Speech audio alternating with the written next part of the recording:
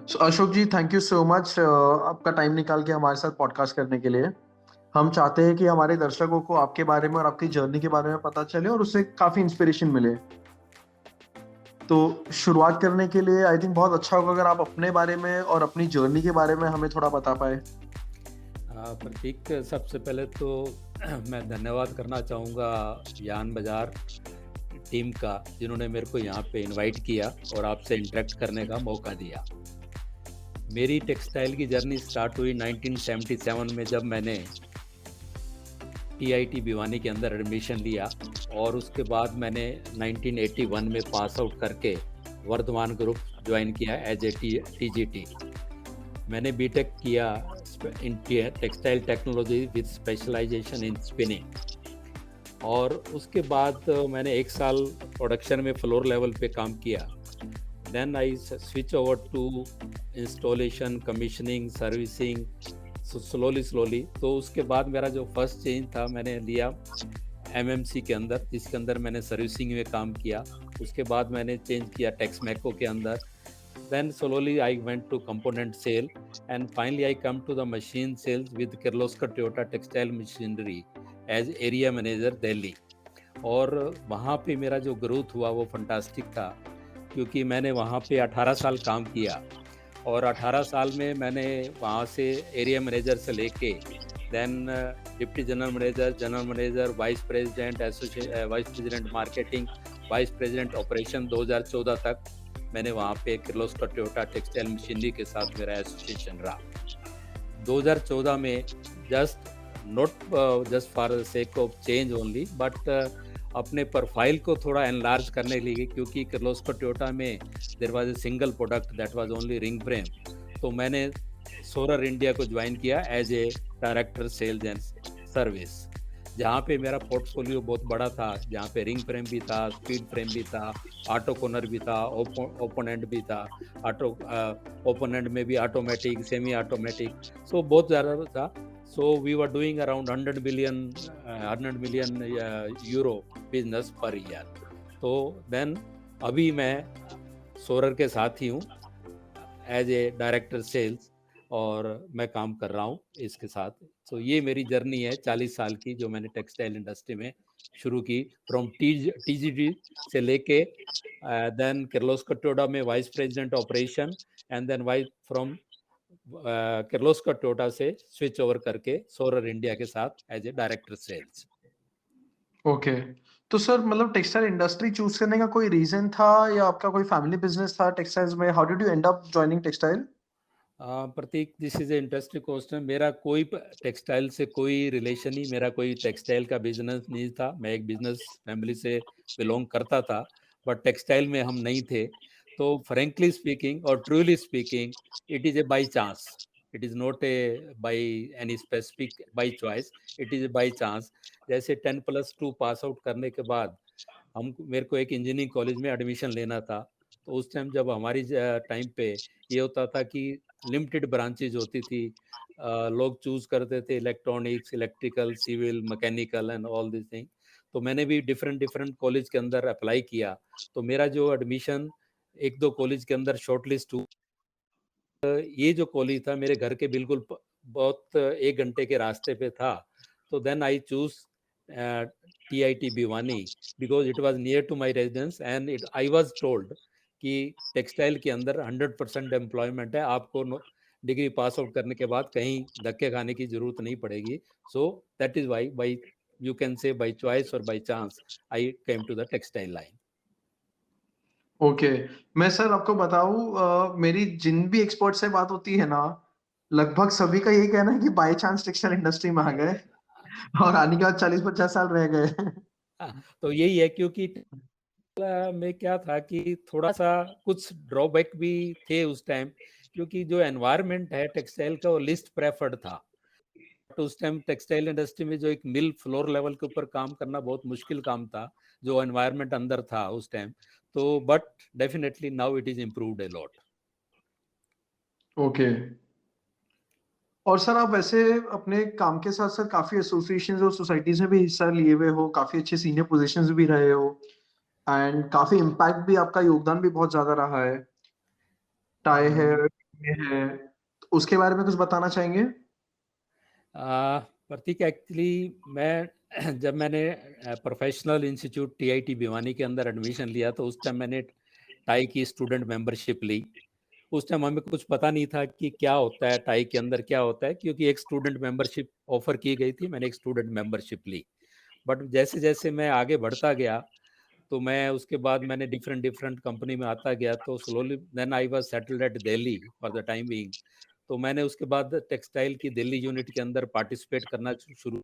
मैंने joint secretary, then chairman, vice president, president, बहुत सारी ऑफिस में किया, काम किया यूनिट लेवल के अंदर। और उसके बाद मैंने नेशनल लेवल के ऊपर मैं 6 साल वाइस प्रेसिडेंट रहा।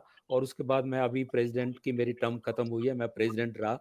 तो और being a in Kirloskar Toyota textile machinery, I was nominated from my company to TMMA, जो टेक्सटाइल मशीनरी मैन्युफैक्चर एसोसिएशन के अंदर, और जो टेक्सटाइल एसोसिएशन और उसके इटवे सोसाइटी के अंदर।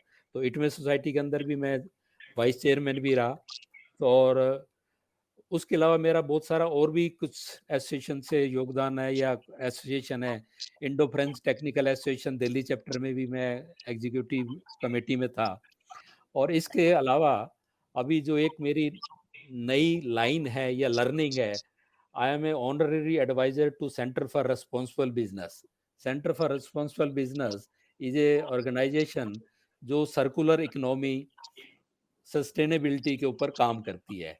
सो this is a new learning for me, but I am enjoying working with them. It is as a, you can say, they are working with the policy makers also, they are working with the stakeholder also, and they are working as a NGO, or I am working as a honorary advisor with Center for Responsible Business। और इन सब association से के साथ attach होने से जो मेरे को एक सबसे ज़्यादा एडवांटेज मिला है, इसने मेरी करियर ग्रोथ में बहुत योगदान दिया है।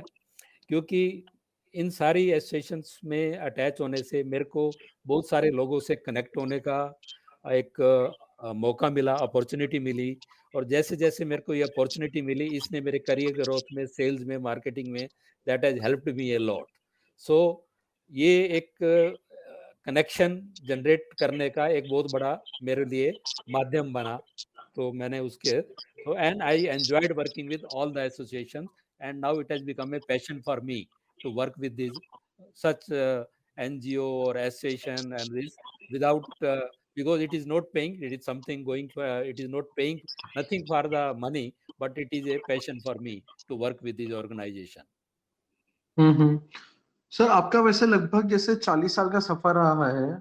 पहले तो if I have the permission to be a little candid with you, ये या सफर हिंदी वाला सफर था या इंग्लिश वाला सफर था?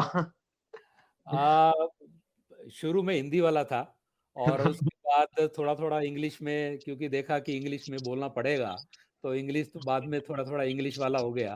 तो इसलिए अभी दोनों मिक्स भी चलता है, बट मेनली अभी आजकल थोड़ा इंग्लिश का ट्रेंड ज़्यादा है, तो इंग्लिश में थोड़ा चल जाता है, इंग्लिश में भी। But basically I belongs to a area जहाँ पे ज़्यादा इंग्लिश का कुछ वो नहीं था। नहीं नहीं, मेरा मतलब सर वो था कि हिंदी में सफर और इंग्लिश में सफर का मतलब अलग अलग होता है ना। एनीवे, तो मैं आपसे ये जानना चाह रहा था, जैसे आपका 40 साल का जो ये योगदान रहा है इंडियन टेक्सटाइल में, वुड यू से कि ओवरऑल एक अच्छा पॉजिटिव मोमेंटम रहा है? It is much more than expectation for me. Hmm. क्योंकि मैंने कभी सोचा नहीं था कि मेरी करियर ग्रोथ इतनी होगी, क्योंकि जहाँ से मैंने शुरू करी थी, और एक टीजीटी से लेके, और आज मैंने I headed the Kirloskar Toyota textile machinery operation also, vice president and a head of the profit and loss. Then I am also with the सोरर India as a director for the sales and total all over India. So मेरे को ये 40 साल का experience जो मेरा रहा, मतलब फ्लोर लेवल पे भी काम किया मैंने, सर्विस लेवल में भी काम किया, उसके बाद मैंने सेल्स, कंपोनेंट सेल्स में भी काम किया, मैंने इंडियन ऑर्गेनाइजेशन में भी काम करने का मौका मिला, मेरे को जापानीज ऑर्गेनाइजेशन में, यूरोपियन के साथ भी काम करने का मौका मिला।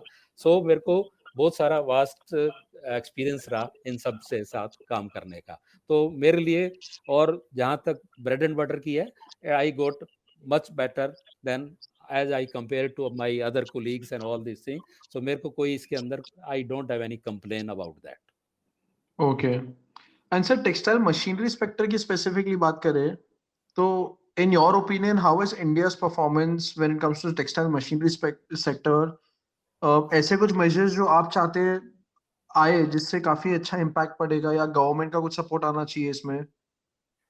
प्रतीक, उसके अंदर मैं ये कहना चाहूँगा, टेक्सटाइल मशीनरी के अंदर अगेन अगर हम इस क्वेश्चन को सही आंसर करना चाहें तो हमको इसको डिफरेंट सेगमेंट के अंदर डिवाइड करना पड़ेगा, क्योंकि spinning, weaving, processing, knitting and all these things अभी आज की तारीख में, if I am not wrong, 15,000 crore रुपए से ऊपर की मार्केट है ये स्पिनिंग मशीनरी की इंडिया के अंदर। और उसके अंदर भी अभी भी हमारा 50 मोर देन 50-55% इम्पोर्टेड है। तो आई थिंक अभी भी हमारे पास बहुत स्कोप है स्पिनिंग मशीनरी के अंदर।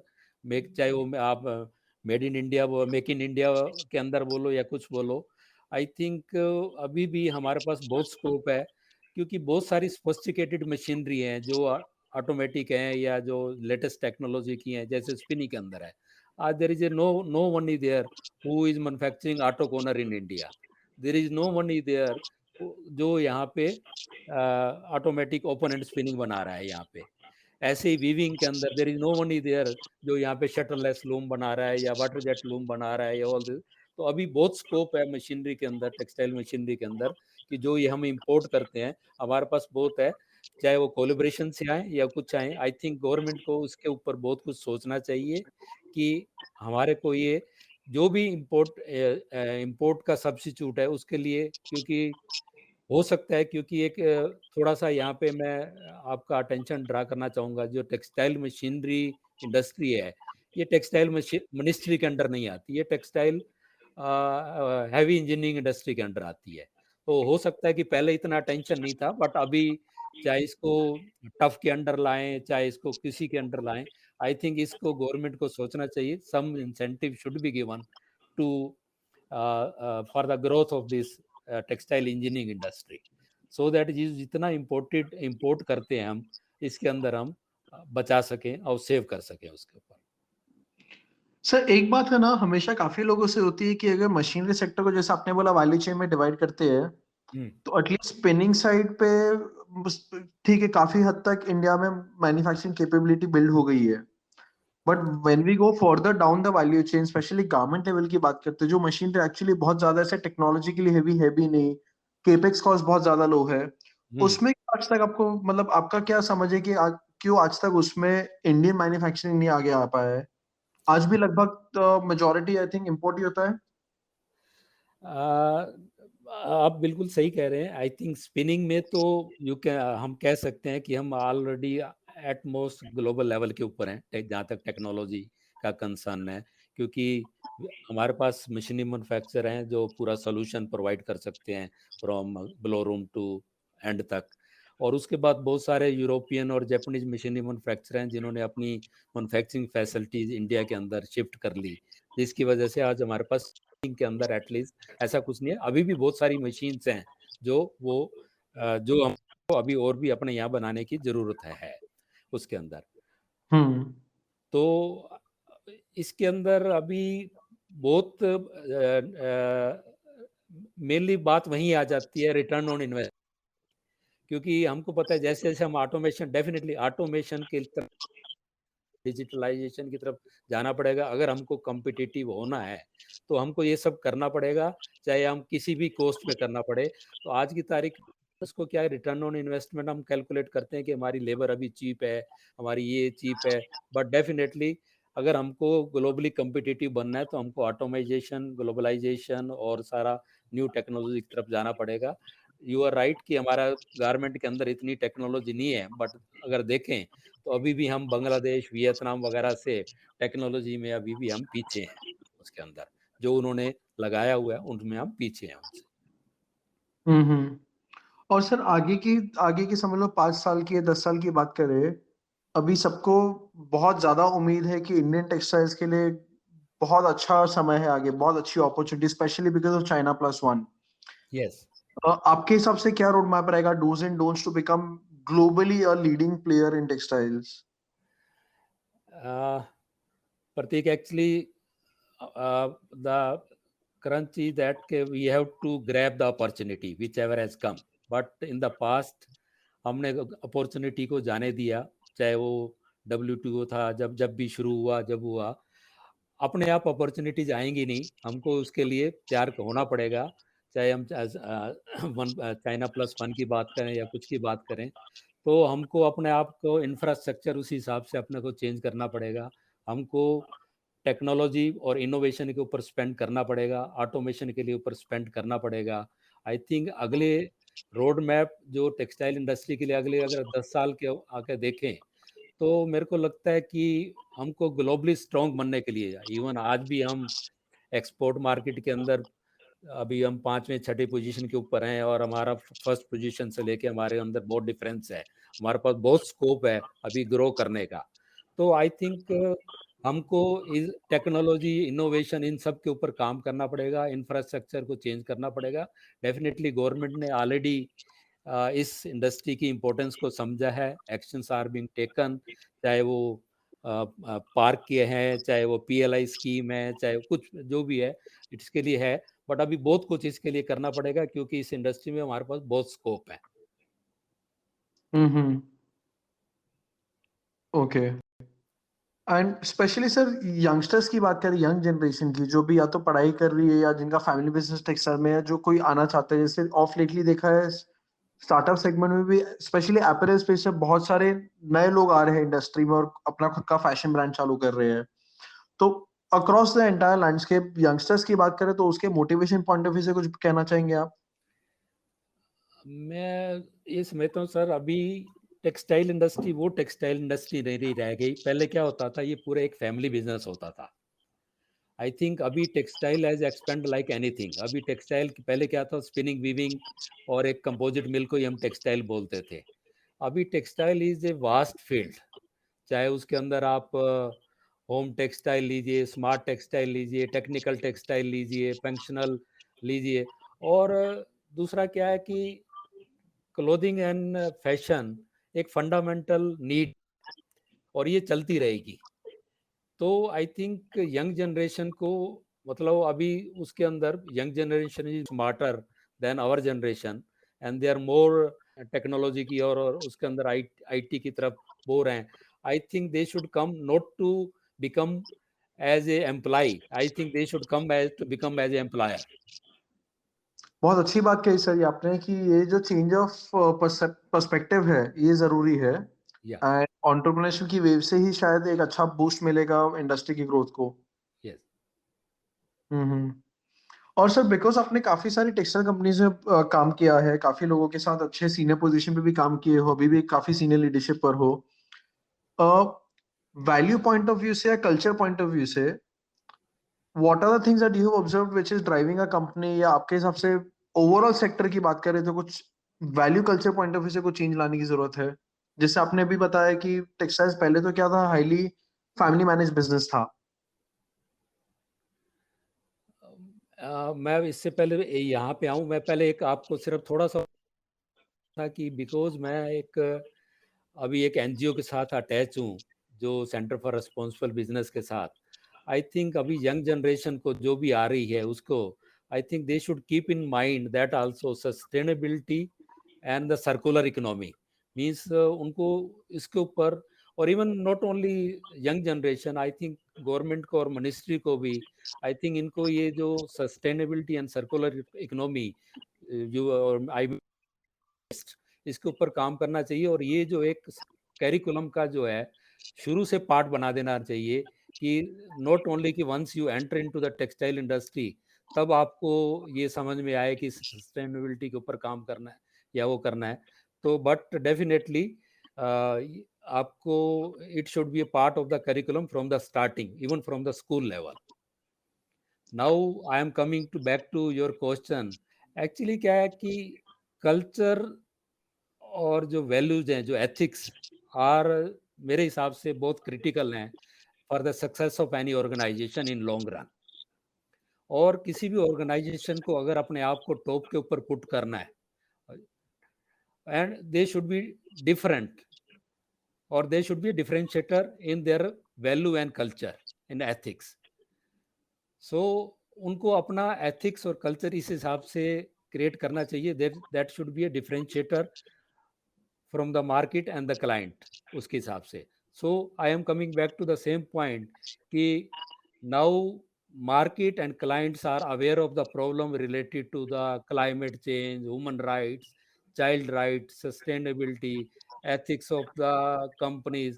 So they should contribute to the larger picture, so that in this also, so that should make the change in their working culture also. हम्म। और सर सेल्स और marketing की बात करें, जैसे आज के टाइम पर आप डायरेक्टर सेल्स हो, what are your views on sales and marketing in the industry? मैं मेरी बात करूं तो मैंने अक्सर देखा है कि यूजुअली क्या है ना, मैक्सिमम कंपनी सेल्स और मार्केटिंग को एक ही डिपार्टमेंट मान के चलती है, जबकि these are two very separate function areas. Yes, तो do you also concur with that thought, and if yes तो आपके हिसाब से कैसे इसको इम्प्रूव कर सकते हैं? डेफिनेटली। मैंने तो जब हम स्कूल में थे या कॉलेज में थे यही पढ़ा था कि सेल्स में तो वही है कि जो आपने बना दिया उसको बेचना है, हाँ हाँ। और मार्केटिंग में ये है कि आपने कस्टमर की नीड को पहचाना, उसके हिसाब से आपने उसको डिजाइन किया, उसको किया, उसकी रिक्वायरमेंट को मीट किया, और तब आपने बेचा. तो I think for me this is the different between sales and marketing. But जहाँ तक मेरी टेक्सटाइल मशीनरी की सेल्स में उसमें हूँ, मेरे को ये रहा है कि बिकॉज ये मशीनरी सेल्स एक एंटायरली डिफरेंट कॉन्सेप्ट था उसके अंदर. बिकॉज यहाँ पे क्या था कि जो मैंने कॉन्टेक्ट लेवल बनाए, वो contact level always paid to me. मतलब जहाँ भी मेरे को, जो भी मैंने डिफरेंट एसोसिएशन के थ्रू या अपने उसके थ्रू जो भी मैंने कॉन्टेक्ट लेवल बनाए, उन्होंने मेरे को हमेशा पे किया मेरी ग्रोथ के अंदर और मेरी मार्केट सेल्स और मार्केटिंग के अंदर. तो अपने को, मेरा ये है सेल्स और मार्केटिंग के अंदर यही है कि अपने को we should be humble, we should respect the contact, we should respect to all in spite of any level. then definitely it pays you. This is my philosophy. और मैं जब मशीनरी में था तो मैं तो अपना, I have not done any marketing, any MBA और समथिंग, बट मैं तो उसके ऊपर अपना 4P के ऊपर काम करता था कि आपको प्रोडक्ट, प्राइस, परफॉर्मेंस, तो ये सारी चीज़ें हैं जो आपको उसके ऊपर ध्यान रखना चाहिए, तो so that you can sell the machine और you can sell the product also. और पीपल के ऊपर डेफिनेटली पीपल वर्क, चाहे आपकी अपनी टीम है या जो सामने वाला जिसको आप बेचने जा रहे हो, that relation always pay you. Hmm. सही है। मतलब लेकिन आपको नहीं लगता सर कि बहुत सारी कंपनीज को मार्केटिंग को थोड़ा इंपॉर्टेंस देने की भी जरूरत है? बिकॉज क्या है, अपने तक कंज्यूमर बेस इतना बड़ा है, मैन्युफैक्चरिंग कैपेबिलिटी है, R&D है इतना अच्छा, बट वो ब्रांडिंग नहीं हो पा रहा है। सब वही सेल्स फंक्शन में लगे हुए, और जैसे आपने बताया sales is also primary relationship driven. मेरे हिसाब से डेफिनेटली आप जो कह रहे हैं marketing, actually that depends on product to product. ऐसा है टेक्सटाइल मशीनरी के अंदर डेफिनेटली मार्केटिंग, मैं नहीं कह रहा कि मार्केटिंग नहीं चाहिए, मार्केटिंग जरूर चाहिए. और मेरे को टेक्सटाइल मार्केटिंग के अंदर एक जो सबसे मेजर फैक्टर दिखता था, जो आपका प्राइस परफॉर्मेंस रेशियो, मीन्स ये टेक्सटाइल मशीनरी के अंदर ये था कि ये चीज़ ऐसी नहीं है कि जो आप 6 महीने बाद या साल के बाद आप चेंज कर सकते हैं. और क्योंकि ये हम्म। आपके पास 15 साल रहेगी, 20 साल रहेगी, जो आपने मशीन खरीद ली, किसी की लाइफ 10 साल है, किसी की लाइफ 15 साल है, ठीक है? तो इसके लिए आपको डेफिनेटली प्राइस परफॉर्मेंस रेशियो आपको देख के चलनी पड़ेगी. डेफिनेटली प्राइस परफॉर्मेंस रेशियो को भी सेल करने के लिए आपको मार्केटिंग करनी पड़ेगी उसके अंदर. अनटिल अनलेस आप मार्केटिंग नहीं करोगे, आप अपनी प्राइस परफॉर्मेंस रेशियो भी नहीं बेच सकते उसके अंदर. तो उसके अंदर आपको सारी चीज़ों को ध्यान में रखना चलना पड़ेगा. मार्केटिंग आपको करनी पड़ेगी, but at the same time आपको product speaks itself also sometimes, क्योंकि रिपीट बिजनेस जो है वो प्रोडक्ट परफॉर्मेंस के ऊपर आता है. Marketing is must, but product performance is also must. Hmm. जैसे आपने सर 4 पीस की बात कही, अब प्रोडक्ट, प्राइस, प्लेस और प्रमोशन, या ये आइडियली एक मार्केटिंग का हिस्सा है, लेकिन टेक्सटाइल्स में बात करें स्पेशली तो price is always part of sales. या जो इस स्टेज पर प्राइसिंग का प्रेशर रहता है, उसीलिए अपने बोलते वेफर थिन मार्जिन से ज्यादा बॉटम लाइन ग्रोथ नहीं होता है। तो मे बी आई थिंक एक बार कंपनीज का आउटलुक चेंज होगा और उन लोग प्राइस को मार्केटिंग फंक्शन मानना चालू करेंगे, तो शायद मुझे लगता है पर्सनली थोड़ा असर आएगा उसका। ये आप प्राइस के ऊपर एक बार बेच सकते हैं, अल्टीमेटली आपको your product has to speak. आप हाँ फर्स्ट टाइम प्राइस पे you can sell first time on price basis, but if product will not perform, product will not speak, then second time repeat business will not come. Correct correct, absolutely with you sir. आपके बारे में बताइए कि आपकी जो भी the यान journey बाजार रही है, स्टोरीज व्हाट के वाज दैट वन पॉडकास्ट से थिंग ये जो एक आप बोलोगे छोटी सी जिससे क्लिप आपको आपने भी बहुत सुनी कुछ है। सीखना मिला, और complete how is podcast that आप changed you as a Spotify, person? Google podcast, YouTube मेरे और को अन्य प्लेटफॉर्म्स पर अगर भी मैं सुन अपनी सकते हैं। जर्नी स्टार्ट करता तो हूँ, फिर देर किस बात की, तुरंत तो क्लिक कीजिए एक्चुअली कमेंट आई सेक्शन में दी गई लिंक पर। was Stay from the tuned for beginning some I more was not stories, and yes, speaking too don't much, forget to but like, slowly comment, when I and share with joined your with friends and family. different organizations and different associations, and that give me a change, and that help me in my career to grow, and that give me a confidence. और दूसरा क्या है कि मेरा एक मानना है कि अगर सब इस सारी चीज के अंदर जो मैंने एक आई हैव लर्न कि sometimes people say knowledge is not required, only little bit knowledge will work, but I think for even for younger generation also, that knowledge, whatsoever the knowledge you are gaining, it is a learning is a continuous process, and it should be there till there, and it always work. Whether it is you are working on the floor level, whether you are working in the sales, whether you are working in the marketing, and but definitely it always pays. और sir young generation के लिए आपकी क्या advice रहेगी, specially those who are planning to join the industry? I think my join is that textile is a sunrising industry. Don't think it is a it will die, and because this fashion and clothing is a fundamental requirement, it will remain there. And now there are we have the domestic market. We have now the very vast market, and textile industry is now expanding. As I mentioned, whether it is technical textile, smart textile, geo textile, medical textile. So there is a lot of opportunities are there, and I think we should. And young generation is more smarter than our generation, and I think there are a lot of opportunities are there, and they should come forward, and they should change they can change the industry further. Thank you so much sir, आपने अपना समय दिया और हमारे साथ आपके सारे insight share किए। बट बिफोर वी कंक्लूड, एक छोटा सा रैपिड फायर सेक्शन सर आपके साथ करना चाहेंगे। Yeah, it was my pleasure to interact with you. Yeah, please continue. Books और पॉडकास्ट? For me, podcast. चाय और कॉफी? Chai. कैट्स और डॉग्स? Dogs. एंड ऐसा कोई इंडस्ट्री लीडर या कोई businessman whom you really admire and why? अगर मैं ओवरऑल इंडस्ट्री में पूरा इंडियन सिनेरियो के अंदर देखूं तो somehow I admire Mr. Ratan Tata due to his humbleness. In spite of having so much all these things, in spite of this, I admire his humbleness. Thank you so much, sir. It was my pleasure, Pratik. Thank you very much.